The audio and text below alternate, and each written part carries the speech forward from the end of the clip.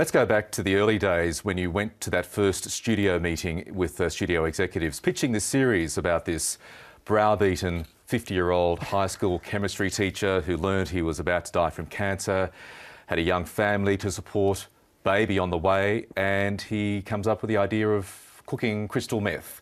Were you expecting that meeting with the studio executives to be a pretty short one? I did not think that I would have much of a chance of selling this story, but I was very excited about it. This all happened about a little more than 10 years ago, and I was very excited by this idea.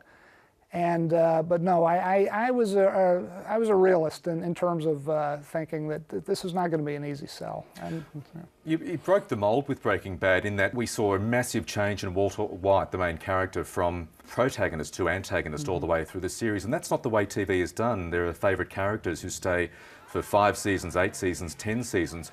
Why did you set about doing that with Walter White? Probably the most complicated TV character in recent memory. Wow. Oh, well, I am a big fan of television. I've watched it my whole life. And I realized that television, the structure of television traditionally was very much about stasis, about a self-imposed sort of stasis in which characters don't really change. They don't evolve or devolve. They don't turn from one thing into another thing. They stay very much. Marshall Dillon on Gunsmoke is very much Marshall Dillon. Bart Simpson. Hawkeye Pierce. Hawkeye Pierce. They remain in a sort of constant state. And I thought, wouldn't it be interesting if from the get-go we created a show, created a character who was by his very design supposed to change, supposed to turn from one person into essentially another. I want all of it. 70 grand. What did you say? You like this product, and you want more. Consider it a capital investment. Did you find your feelings changing towards this character as the seasons went on? I sure did. I really liked Walter White, and I felt for him. I felt a great deal of sympathy for him when the show started.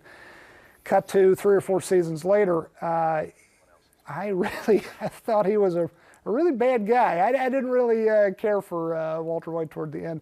And my own mother, of all people, gives me grief every time I bring that up. Oh, really? She does. And if you knew her, if you met her, you'd say that sweet little old lady watches Breaking Bad in the first place. I find that hard to fathom. But she always says to me, "Why are you so tough on Walt?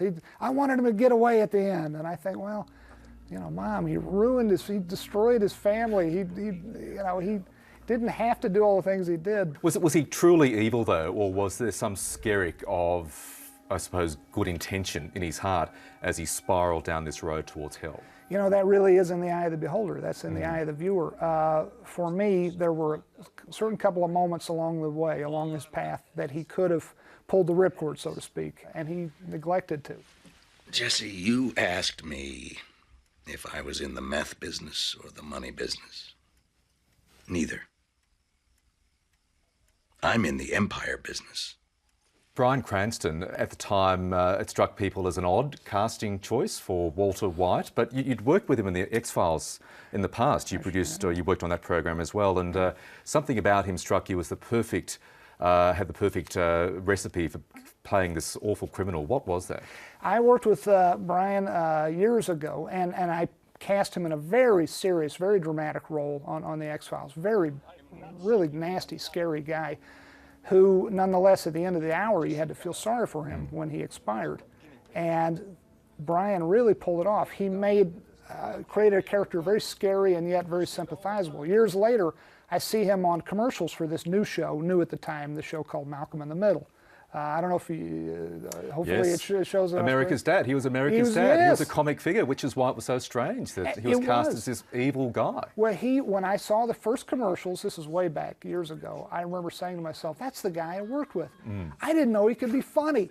This guy, Bryan Cranston, has the widest range of ability, of skill and talent in acting, in terms of acting. I think anyone, I'm biased, but pound for pound, best actor in the world. And he can be funny, he can make you laugh, he can make you cry, he can scare you. So I saw his ability. I knew I wanted to work with him again. 5 fantastic seasons of Breaking Bad, and unlike many TV series, I think it's widely agreed you chose the right time when to end it.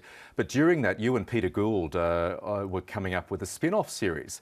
And of all the characters you could have chosen, Jesse Pinkman, possibly Hank Schrader, why did you go for this slimy, ambulance-chasing lawyer, Saul Goodman, as the key character for the spin-off? You know, I don't think Saul Goodman was necessarily our favorite character, but he was, in a sense, the most fun to write for. Putting words into Saul Goodman's mouth is always a pleasure. I mean, he's certainly not guilty of some... He's certainly not. He's innocent of any wrongdoing. That's abundantly clear to me. And frankly, I don't go looking for guilty people to represent. I mean, who needs that aggravation, right? It's quite a tragic tale. Jimmy McGill, as Saul was known as before he changed his name to Saul, comes from a very good place. His heart is good, but he has this similar descent that Bryan Cranston does in Breaking Bad. Is it almost as tragic as the Breaking Bad scenario? It seems to be turning out that way, yes. Peter and I are a bit worried we're one-trick ponies. We only have the, one story to tell. It's 3 seasons in, and inevitably Jimmy McGill has to become Saul Goodman. Are you almost dreading that as a creator? We are dreading that. It is a bit of a tragedy. Jimmy's a guy you'd want in your corner. He's a guy you'd want to go have a beer with.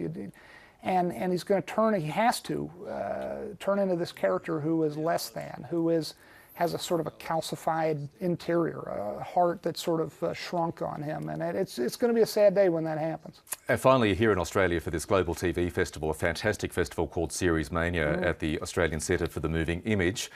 As a key proponent in the industry, where do you see the state of the TV industry at the moment, the state of, I guess, immersive storytelling? It is the best time, certainly in my lifetime, to be working in television.